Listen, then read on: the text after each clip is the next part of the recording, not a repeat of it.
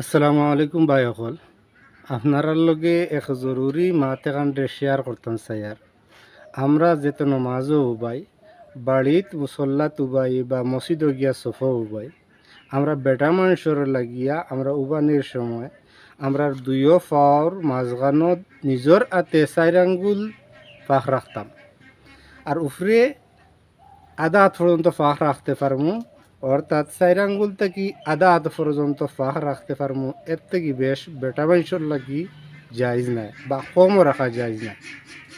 আর বেটিন তোর লাগিয়া দুইও পাও এখানো করিয়া উবাইতা, তান্ধানোর লাগি মাঝখানো ফাঁক করিয়া উবানি জায়জ নাই। ও মা তখন আমরা বোঝার লাগি চেষ্টা করতাম।